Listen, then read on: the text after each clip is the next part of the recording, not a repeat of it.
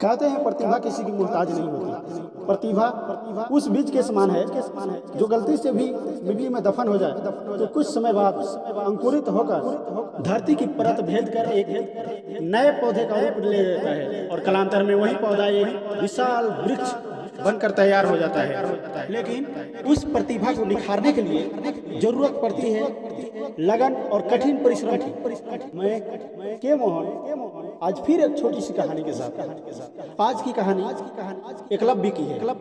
एकलव्य महाभारत काल का एक ऐसा धनुर्धर हुआ जिससे अपने गुरु भक्ति और धनुर्विद्या में प्रसिद्धि के कारण जाना जाता है। एकलव्य हिरण्य धनुक नामक एक निषाद राजा का पुत्र था। उसके मन में यह प्रबल इच्छा थी कि वह धनुर्विद्या में महारत हासिल करे। इसके लिए वह गुरु द्रोणाचार्य के आश्रम में शिक्षा ग्रहण करने के लिए गया। गुरु द्रोणाचार्य जो कि उस समय कौरव और पांडवों को धनुर्विद्या सिखाया करते थे। जब एकलव्य गुरु द्रोणाचार्य से जाकर अपनी इच्छा जाहिर की, किंतु निषाद पुत्र होने के कारण गुरु द्रोणाचार्य ने इन्हें अपना शिष्य बनाने से इनकार कर दिया।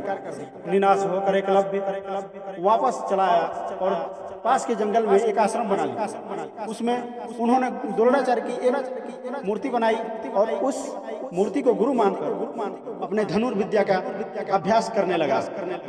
इस तरह अपने कठिन परिश्रम और लगन के साथ प्रतिदिन अभ्यास करते रहने से एकलव्य अपने प्रतिभा को निखार पाया और एक प्रतिभावान प्रसिद्ध धनुर्धर बन गया। एक दिन गुरु द्रोणाचार्य के साथ कौरव और पांडव उस वन से गुजर रहे थे। उनके साथ में एक कुत्ता भी था। वह कुत्ता रास्ते से भटक गया और उसके एकलव्य के आश्रम की तरफ जा पहुंचा। एकलव्य को देखकर वह कुत्ता भौंकने लगा। एकलव्य उस समय अपने धनुर्विद्या का अभ्यास कर रहा था। कुत्ते के बार बार भौंकने से एकलव्य का ध्यान भटक रहा था। अतः अपनी बाड़ों से उसने कुत्ते का मुंह बंद कर दिया। एकलव्य ने इस कौशल से बाढ़ चलाए कि कुत्ते को किसी प्रकार की चोट नहीं लगी। कुत्ते के लौटने पर कौरव पांडव तथा स्वयं द्रोणाचार्य यह धनुष कौशल देखकर दंग रहे और बाण चलाने वाले की खोज करते हुए एकलव्य के पास पहुंचे। उन्हें यह जानकर और भी आश्चर्य हुआ कि गुरु द्रोणाचार्य को अपना गुरु मानकर स्वयं से ही यह अभ्यास करके इतना बड़ी धनुर्विद्या प्राप्त की है। गुरु द्रोणाचार्य को यह संदेह हुआ कि हो सकता है एकलव्य अर्जुन से भी बड़ा और प्रसिद्ध धनुर्धर बन जाए। इसलिए गुरु द्रोणाचार्य ने एकलव्य से कहा कि अगर तुम मुझे अपना गुरु मानते हो तो जिस अंगूठे से आप तीर चलाते हो वह अंगूठा गुरु दक्षिणा के रूप में मुझे दे दो। इतना सुनते ही बिना किसी संशय के बिना किसी देरी किए हुए एकलव्य ने अपना अंगूठा काटकर गुरु द्रोणाचार्य को दे दिया।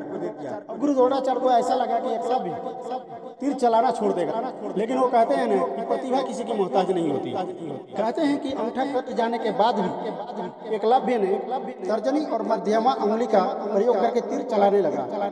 यहीं से तीरंदाजी करने का आधुनिक तरीके का जन्म हुआ। निसंदेह यह बेहतर तरीका है और आजकल के तीरंदाजी इसी तरीके से होती है। वर्तमान काल में कोई भी व्यक्ति उस तरह से तीरंदाजी नहीं करता जैसा कि अर्जुन किया करते थे। आज जितने भी तीरंदाज होते हैं, जितने भी तीरंदाजी की जाती है, वे सब एकलव्य के जैसा ही मध्यमा और तर्जनी उंगली की मदद से तीरंदाजी करते हैं। इस छोटी सी कहानी से हमने यह सीखा कि प्रतिभावान व्यक्ति चाहे जहाँ भी हो, जिस भी परिस्थिति में हो, वह अपनी लगन और कठिन परिश्रम के दम पर अपनी प्रतिभा को निखार देगा और अपने प्रतिभा के दम पर, अपने कठिन परिश्रम के दम पर वह संसार में कोई भी कार्य जिससे वो चाहता है वह पूर्ण करेगा।